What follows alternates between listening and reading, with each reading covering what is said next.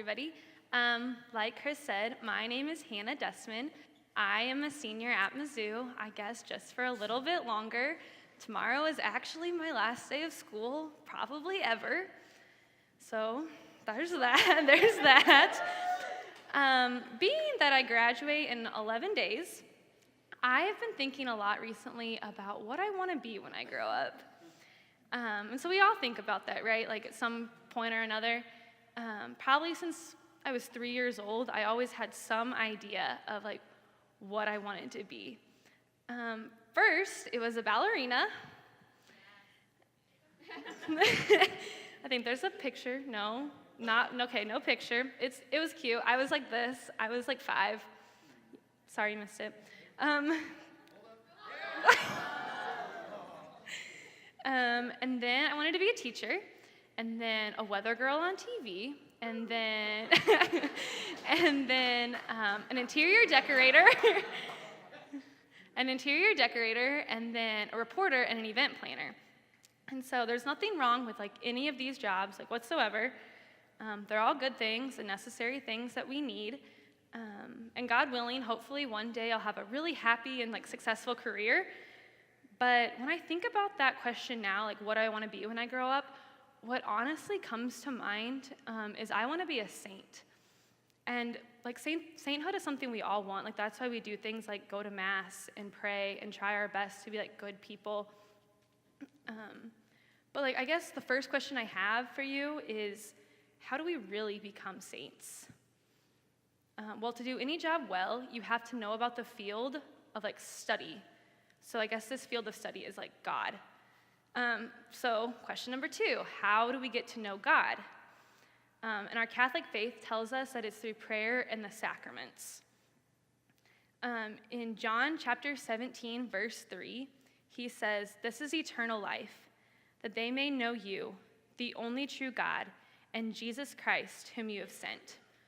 So really this verse is saying like the way to eternal life is to have a relationship with God and to know him. And so I'm here tonight to talk about prayer, specifically summer prayer, which is basically the idea of sustaining and growing our prayer habits and relationship with Jesus while we're gone or away for the summer. And so summer prayer might sound like pretty self-explanatory, like why do we need to talk about it? And my answer to that is because prayer is hard.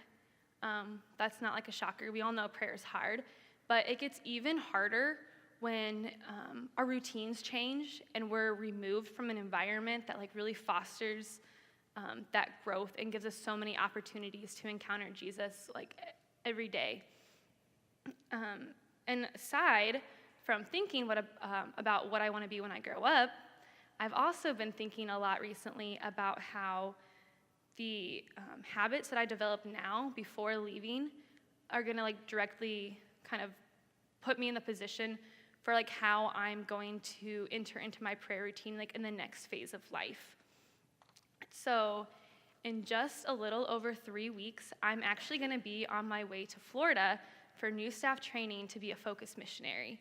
And so while I'm really excited about that,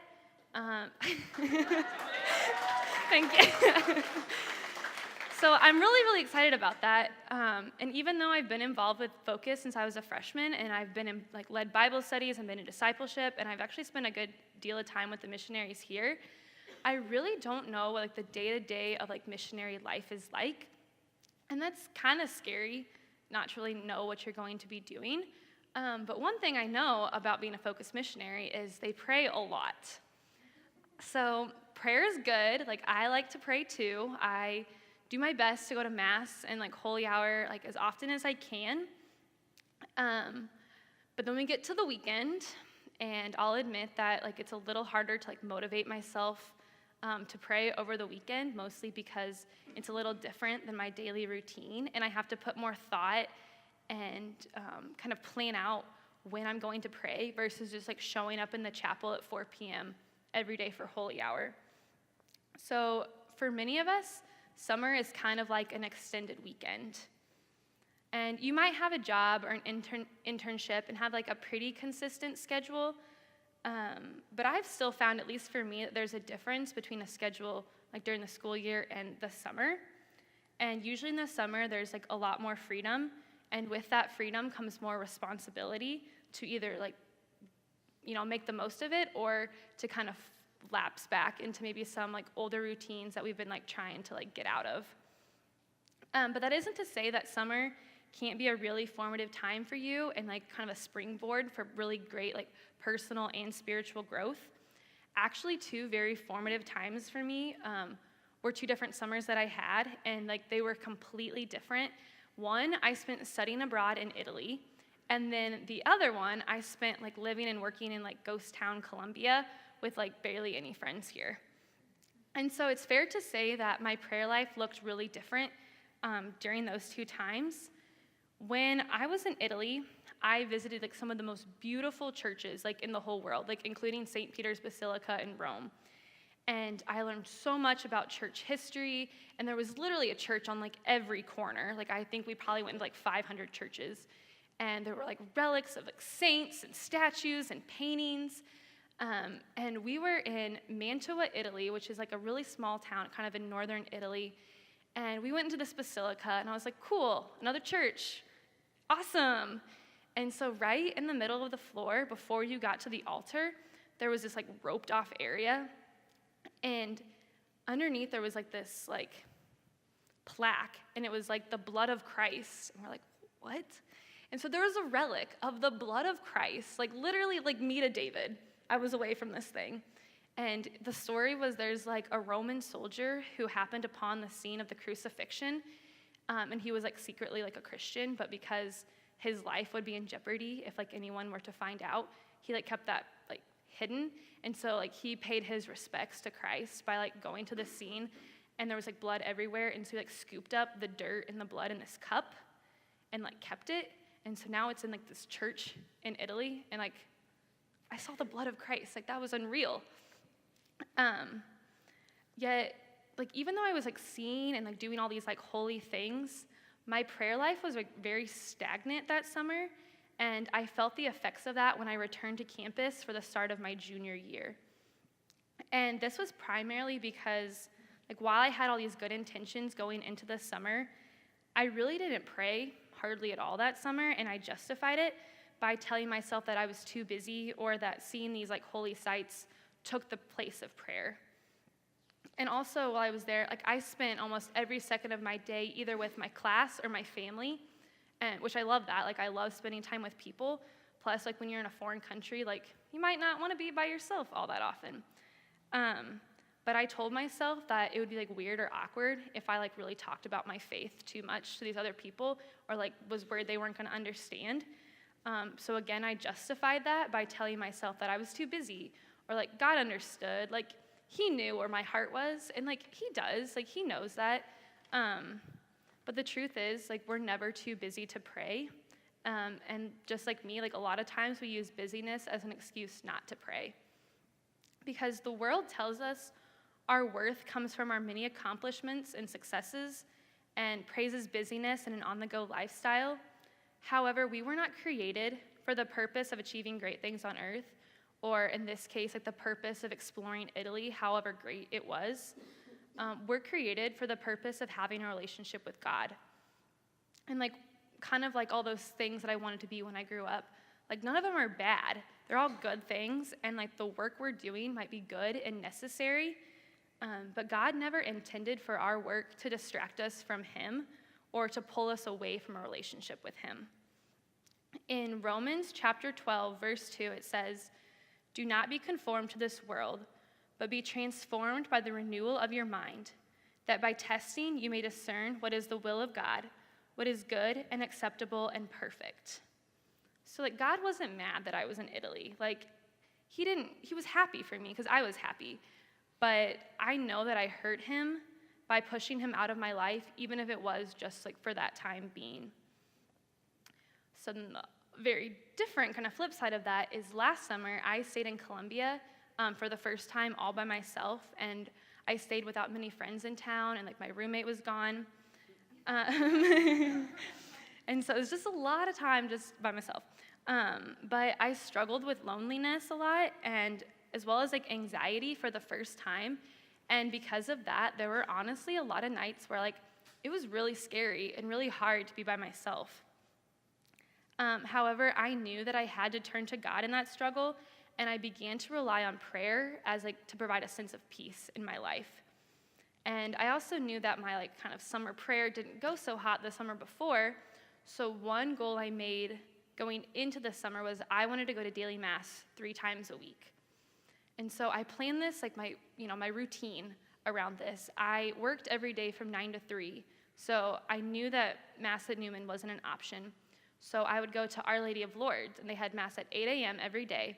And so I would go to mass, and then I'd have just enough time to pray a rosary with all the cute older women that were there, and then make it to work just perfectly on time to start at 9. So I did that, and then I also made a point to kind of gather the few friends that I did have in town, and we would take turns leading a Bible study every week, and we'd rotate to each other's apartments, and a lot of times we'd have dinner or do something fun afterwards. So it was really kind of a perfect combination, Bible study, and then I got to really meet some people that maybe I had known, but maybe I hadn't really talked to on a deeper level before, and we were able to build some really beautiful friendships from that. And having these concrete goals and plans in place helped me not only sustain my prayer life over the summer, but to grow deeper and gain a greater appreciation for my faith, especially because I had to take on that responsibility for myself. And sticking with this goal made it possible for me to develop an even stronger prayer routine this school year. Because daily mass and prayer had become a part of my routine, it was easy to kind of transfer those over and to go to daily mass and prayer while I was in school. And doing that was really formative for me, and being able to pray about and discern where God was calling me next in life. Because without any sort of consistency or foundation of a prayer life, there's no way whenever Carrie Ann was hey, you should think about applying for Focus, without any kind of foundation for prayer, there's no way I would have even been able to apply to be a missionary, much less have the confidence to say yes, this is where God is calling me, and feel very confident in that. So it's important to make a prayer plan and set a goal for ourselves. One, because prayer changes things, but more importantly, because prayer changes us. It's impossible to grow in our faith without communicating with Jesus, because he wants a relationship with us and is continuously pursuing us, but he doesn't force himself on us. So it's up to us if and how we respond. And just because school is out and our schedule changes doesn't mean Jesus stops pursuing us or that we should stop communicating with him. Because if you think of it in terms of a human relationship, if I spend all year getting to know someone and investing in them and talking to them every day, and then I just cut them out of my life and let that relationship dissolve over the summer, it's gonna take some work to maybe even begin to rebuild that friendship when we both get back to campus. And the same thing applies with our relationship with God. He's always gonna be there, but you're going to feel that distance if you're not careful and you don't keep in communication with him. And so maybe you're not graduating in 11 days like I am. I know some of you guys are. But how we practice our prayer life in the summer is also a good indicator of how we're going to live out our faith life in adulthood, because there's a lot of similarities, so it's almost like a trial run. But because just like in the summer, as adults, we have to take responsibility for going to mass and going to adoration and finding a young adult group or a Bible study and maybe even finding a new parish to attend. And all of these things are possible, and they're not that hard if we're prepared to take on the responsibility to do that, and we have a little bit of perseverance to make prayer a priority. So before you leave Columbia in the next couple of weeks, I encourage each of you to sit down and to write out your prayer goals for the summer. Be practical whenever you're thinking about these things, and consider one, what is your prayer goal? When are you going to pray? What time of day? Where are you going to be? Your room, outside, in a chapel? How often are you going to commit to doing these things? And if you also think through the things that might be obstacles to committing to prayer, that will kind of help you maybe go in, you won't be thrown off. if something like is really difficult for some reason, like kind of thinking ahead, kind of like your plan of action. And doing this will like help you grow and sustain that prayer life. And as I mentioned a little bit ago, be practical when you make these goals. If you know you struggle to pray, don't commit to going to a holy hour every day right away. Like that's a really wonderful and beautiful goal to work up to, but if that's what you go into like head on, it's gonna be really difficult to sustain that, like even when just like the slightest like distraction or difficulty comes your way. So be practical with yourself. Lastly, it's important to find a friend to hold you accountable and check in with one another to make sure you're sticking with these goals. Having an accountability partner like gives you more incentive and encouragement to maybe wake up early to go to mass or to pray, and maybe you can do some of these things together and also like continue building these like holy friendships that we kind of talked about a couple of weeks ago. I know that like we're all really grateful for this community, like these people around us. I know like I am, and probably gonna keep in touch with several of the people sitting around you tonight. So why not try to hold each other accountable and push each other towards holiness like while you're doing that? Because I can guarantee you that all the saints had a prayer plan and an accountability partner, and that's partially what like got them to sainthood.